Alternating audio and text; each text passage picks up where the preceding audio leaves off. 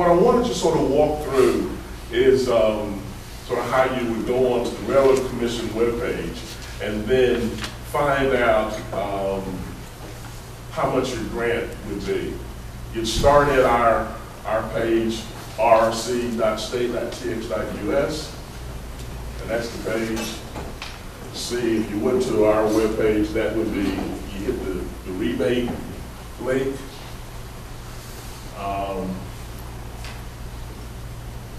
Then the next link would be the propane vehicle grant link.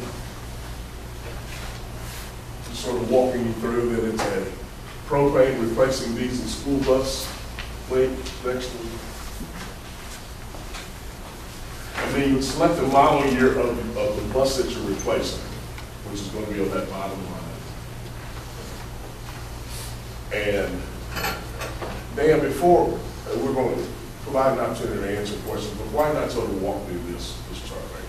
Well, when you get to this portion of the website, you've already selected the age of the old bus, so you click 1993 or 1991, whatever. You come to this page, and then you fill in the miles that each bus is driven per year. But this gives you a rough calculation just simply from the miles driven per year of a regular full-size school bus. And this is estimates that we've done by looking at a variety of different kinds of, a variety of aged buses as to what the Railroad Commission grant is likely to be. So if you're replacing a 1989 bus that was you were putting on the road 15,000 miles a year, the grant estimate is about $30,000. So 1998 diesel bus, again with 15,000 miles per year being driven, the grant would be somewhere around 11,600. That's our estimate. So it gives you an idea about what the likely grant would be. And give you one of the things, obviously there was a representative in the room, with the dollars that we receive from TCEQ, that TCEQ gets from the legislature, we would love for us to have so many applications that we run through that and then have to go back to TCEQ to get more dollars from TCEQ. They have in their hands upwards of $100 million that could be provided for emissions reductions programs. So there's a fair amount of dollars out there in the state coffers for purposes such as this.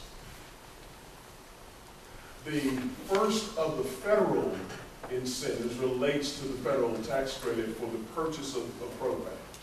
And as many of you know, school districts are eligible for an IRS refund of about 50 cents per gallon of propane used. That tax credit is from October of '06. It expires in September 30th of '09.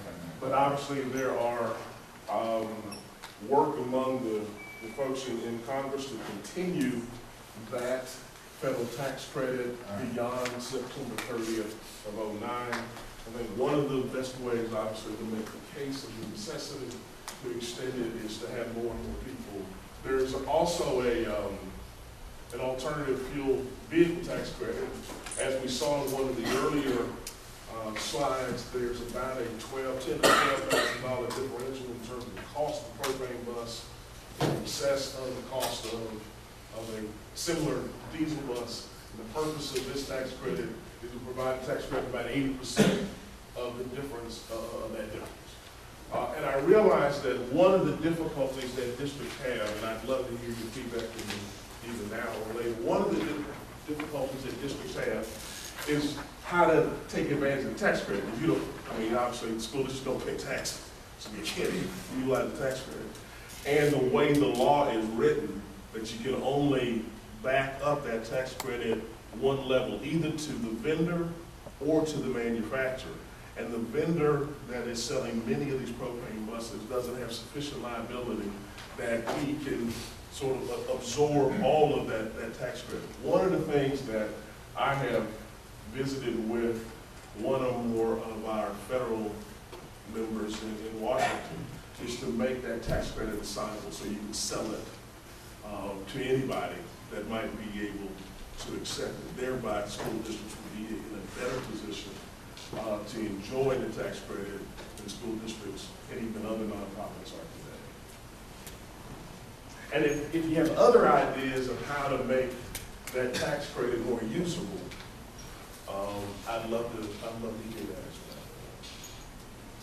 Obviously, there are costs associated with putting up the refueling stations, and federal government recognizes that, and so 30% of the new propane station costs up to $30,000 can be available or is available for districts to defray the cost of building or installing those facilities.